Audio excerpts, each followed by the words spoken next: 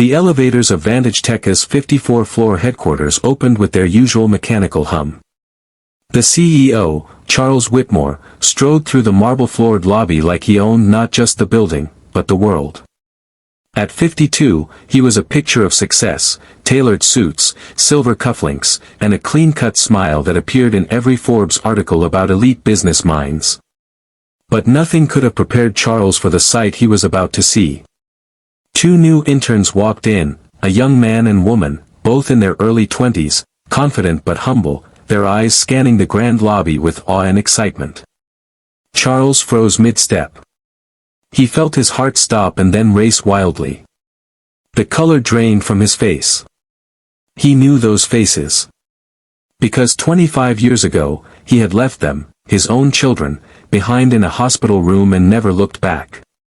25 years earlier, Charles was fresh out of Yale with a master's in finance and his life meticulously planned.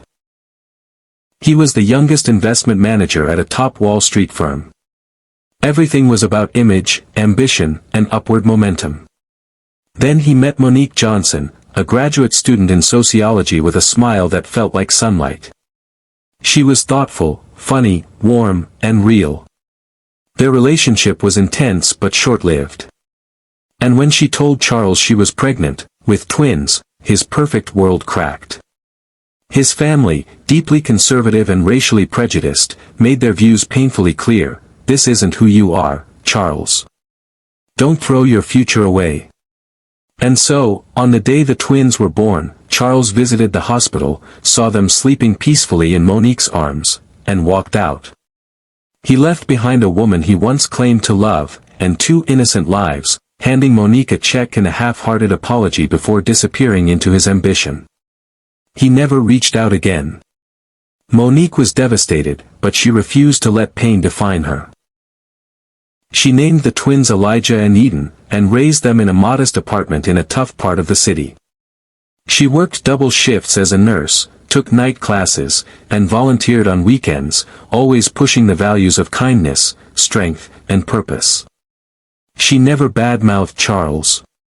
When the kids got older and asked about their dad, she simply said, "He made a choice he wasn't ready for. But we can choose better." Elijah became obsessed with tech, building things, solving problems, writing code in middle school.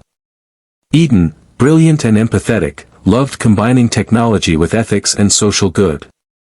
Together, they dreamed of starting something big. Monique passed away from cancer when they were 19. Before she died, she whispered to them, "Don't carry his mistakes. Carry your dreams. The truth always finds light." Vantage Tech was the top of the mountain in the tech world. Landing an internship there was nearly impossible, but Elijah and Eden did it. Not through connections, but raw talent, sheer grit, and a resume that spoke volumes. The first day, as they stood in the lobby and received their welcome packets, Charles Whitmore happened to walk by. He wasn't prepared. The moment he saw them, he felt something primal, as if a mirror had been held up to the darkest part of himself. Elijah had his eyes. Eden had Monique's smile. And as they introduced themselves, he almost collapsed. For days, Charles couldn't sleep. Memories came rushing back, Monique's tears, the softness of newborn skin, the way he walked out that hospital door with a cold heart and a clear conscience. Now, seeing what those abandoned lives had become, brilliant, driven, beautiful, shattered him. He had built Vantage Tech from scratch, but what did it mean if the legacy he left behind as a father was silence? He asked HR to quietly pull their files. And there it was. Mother, Monique Johnson. Father, unknown. GPA, 4.0. Intern project. Ethical AI solutions for public schools. They didn't even list him. Of course they didn't. He wasn't their father in the ways that mattered. A week later, Charles asked to meet with them privately. He stood in his office, surrounded by awards, city views, and glass walls, feeling small for the first time in decades. When Elijah and Eden walked in, he didn't waste time. "I know who you are," he said softly. And I know what I did, or rather, what I failed to do. They looked confused at first. I'm Charles Whitmore, he continued. But I'm also the man who abandoned your mother, and abandoned you. The room fell silent. Elijah's fists clenched.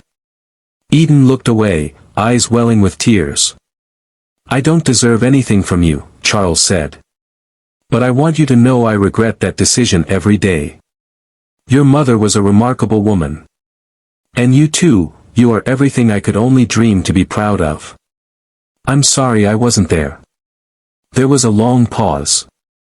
Finally, Eden spoke. You don't know us. You didn't raise us. But our mother did. And she never let us hate you. Elijah added, she told us forgiveness isn't weakness. But it has to be earned. They stood up. We're not ready, Eden said, but we're not shutting the door either. If you want to be part of something real, do something real. Weeks later, Elijah and Eden returned with a proposal, a tech foundation in Monique's name. The Monique Hope Initiative, a non-profit to empower underprivileged youth, especially young black girls and boys, to enter the tech world through education, mentorship, and opportunity. Charles didn't hesitate. He donated millions and offered Vantage Tech as full support, not as a gesture of redemption, but as a start. The foundation's launch event made national headlines. At the podium, Elijah spoke. People ask us how we feel about the man who left. And here's the truth, people can make terrible choices. But they can also choose to change. Today, we choose to build, not burn. Charles sat in the front row, tears streaming down his face. For the first time, he wasn't the CEO, the billionaire, or the mogul. He was just a man, trying to be better. Some wounds never fully heal. But from them, something beautiful can grow. Because sometimes, the people we abandon, become the people who teach us how to truly live. And the family we once ran from might be the family we never knew we needed.